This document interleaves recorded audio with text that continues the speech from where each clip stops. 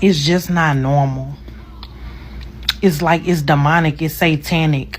How the culture, it's like a demonic assignment out against the women to try to just get women to hate themselves. It's like people do not appreciate true beauty anymore. If your lips not pumped up, if you know, people getting fake teeth, fake bodies, fake breasts. You only like 18, 19 years old, and I'm not judging none of the women who have gotten any cosmetic work done. But I'm just saying, the spirit that's influencing women to do all this is not normal. It's demonic. Like,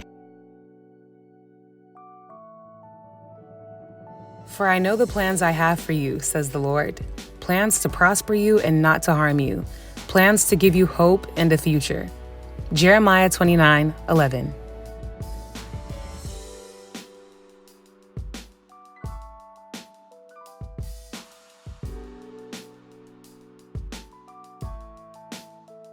A month ago, I went to New York to get a liquid BBL, which is where they inject your hips, butt, whatever you want, really. And you basically just don't need to have surgery or fat transfer to have the gains, okay? So I look more curvy, I look thicker, and it's giving round 2 without the round 2.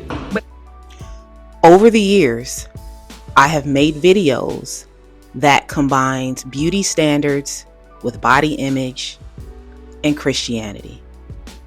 I have given you Black women, the Bible, and BBLs. I have given you BBLs in the Black church. But most noteworthy is the Christian BBL. And sometimes I ask myself, how did I get here in life? How did I get here? But here I am. And there you are. And we are going to be talking about the liquid BBL.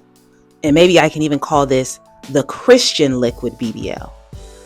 So I am updating us on influencer, beautiful Nigerian influencer Sophiology, my Nigerian sister who went viral over a year ago for talking about getting a Christian BBL. And she was essentially saying at that time that she prays before she gets surgery, and you know, she thanks God, and really sparked a lot of controversy around the idea of what is the responsibility of a Christian woman.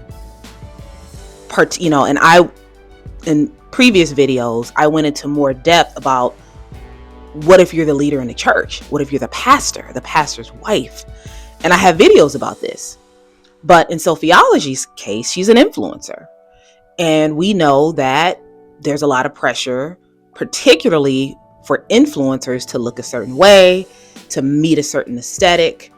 And she didn't, Sophiology stood on business. She never apologized. She, in fact, kind of validated the fact that if you're getting surgery, 100%, you should combine said surgery with religion.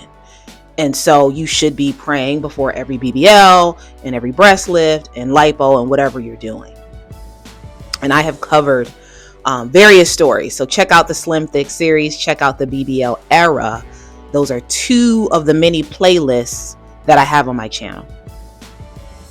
But there is an update about our friend Sophiology, which is she did get a second BBL, and this time it is liquid.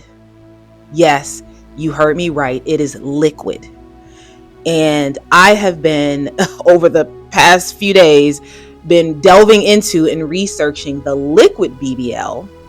This is not a new procedure, but it is growing in popularity. A lot of women are drawn to this surgery. They're drawn to this because it's considered non-surgical. And it is exactly what it sounds like. Rather than your own fat being transferred to your butt, which would be a fat transfer, this is think they call it derma filler. So it's essentially filler, similar to the filler that women are getting in their lips and in their faces, but it's added to your butt. And it's not the same as butt shots.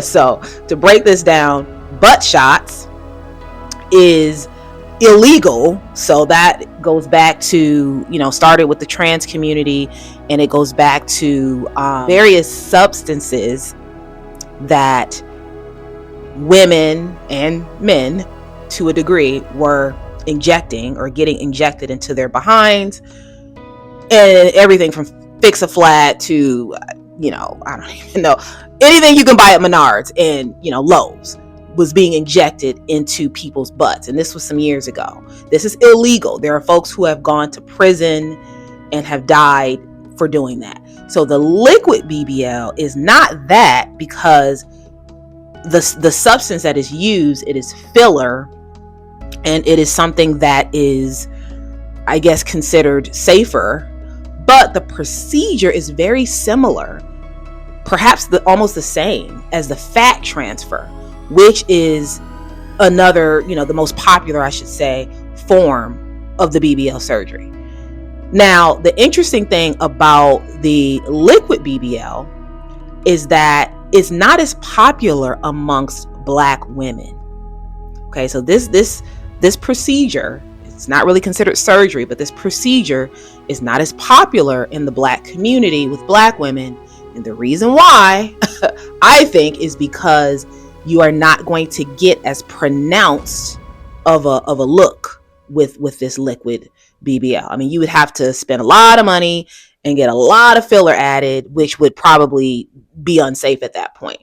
So you'll notice that a lot of women who are getting this liquid BBL are of other cultures, white women, Asian women, women of the Latin community. Some of them who want a fuller bottom, but not ghetto massive booties like Black women want, they go for this liquid BBL. And it is generally cheaper than the fat transfer, but it depends, because if you're trying to get a ton of filler added back there, it's going to increase the price. And this is not permanent. So I think that's one of maybe the pros and cons to this surgery or to this procedure, is that it's not permanent. So what I mean by that is it dissolves over the years. So this can be a good thing because, maybe you don't want to commit yourself to having a fuller bottom, and, you want to maybe slim your backside down after so many years. So the filler allows for that. But the downside is that you have to re-up it. Like, it's gonna, after 2-3 years, it's gonna your butt is gonna gradually get smaller. And so it also causes you to then spend more money, because if you want to keep re-upping it, eventually, you could have just perhaps gotten a fat transfer, which is permanent. So if you get a BBL the way a lot of Black women like to get their BBLs, which is the fat transfer, is going to be permanent. And by permanent, I mean you could get it lipoed and suctioned out, but generally speaking, it's supposed to be permanent. So this is why this liquid BBL is appealing to some women.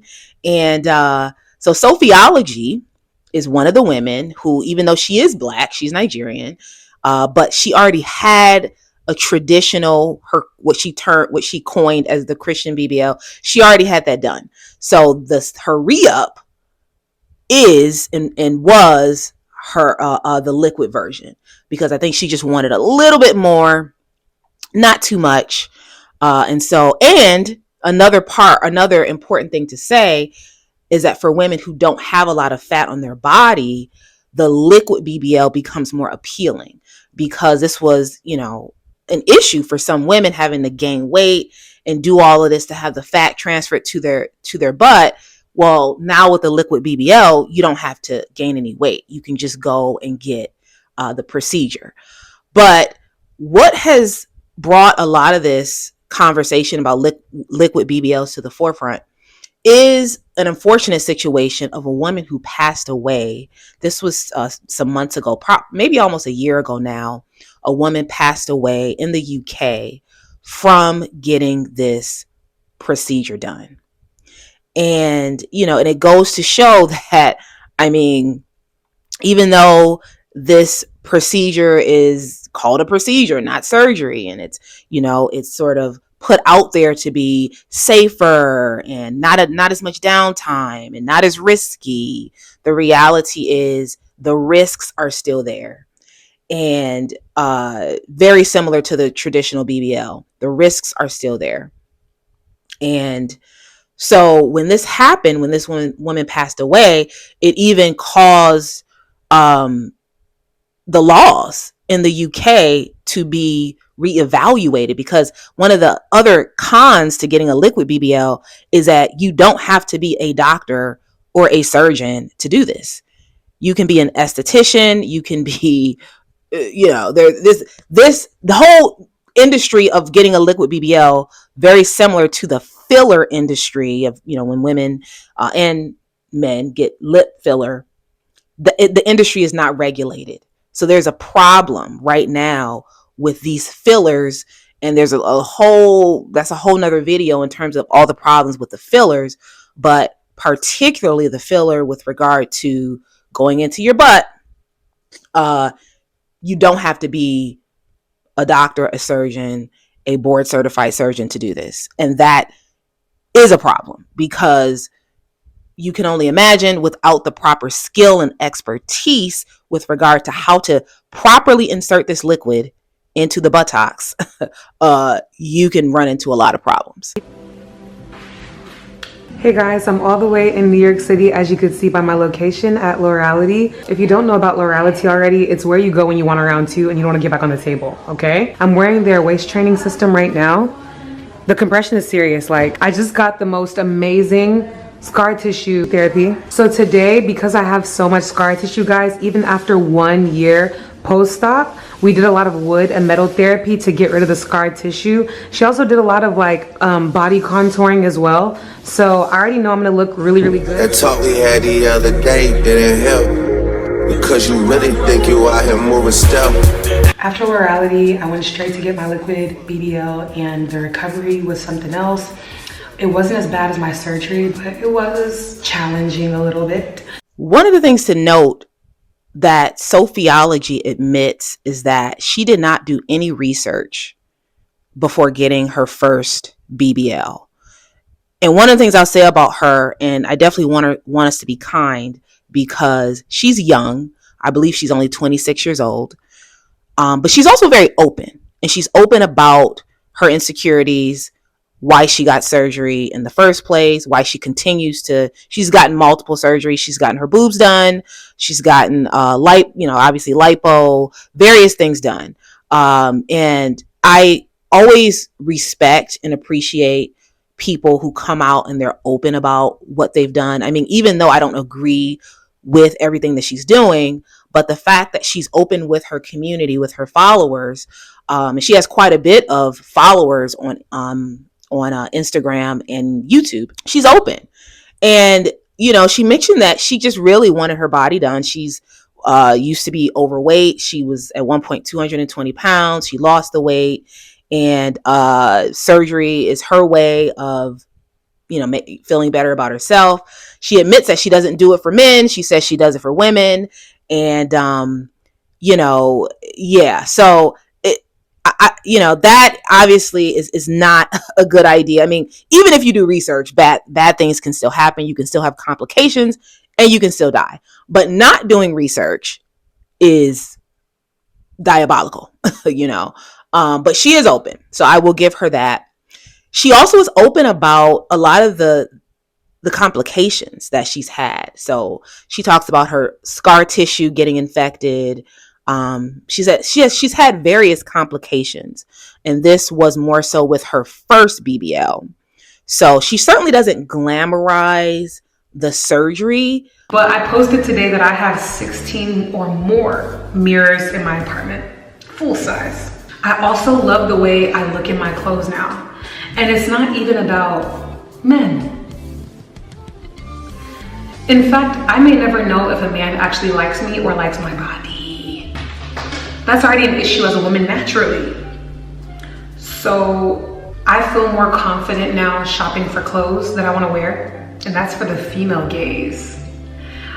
That sounded wrong, female gaze. I meant female gaze, like other women's approval. Like, oh, she's fine. You know, and look at my brand, look at what I do. You know what I mean? Like social media, comparing yourself, looking at other people. I'm human, sure. But male validation, I will disagree. I feel like when it comes to being insecure with guys will still play on your insecurity, surgery or not. But that's tea for another chit chat video. Let's not get into that. All I'm saying is, when I say I did this for me, I meant my mind, my business, and the way I want to come off. Period. One of the things missing from the entire influencer culture, and I am actually critical of the influencer culture, and so I don't want us to necessarily come down too hard on Sophiology, who's a young woman, you know, making money and having to look the part, so to speak. But it is the culture surrounding this whole influencing thing. You know, there is so much value and power in your mind and being able to mentally accept yourself. And I understand that people have insecurities and things that they can't change, even if they want to change or try to change it. Sometimes they can't change it. Sometimes you can. But I think one of the things that gets downplayed in this whole influencer society and culture is that it is possible to not like something about yourself, to change your lifestyle, whether that means eating better, working out, reading, you know, whatever it is for you, studying, learning. It is possible to transform your mind and then to begin to accept and even love the thing about yourself that you once disliked. And I am a product of this, and I'm happy to make a video about this journey if you all are interested. But I just wanted to say that, you know, there are things, not a BBL, but there are things that I've considered years ago, and I look back and I'm like, whoa, I can't believe I was thinking about doing that. I can't believe I was researching that, or like, because now I'm just in such a different place.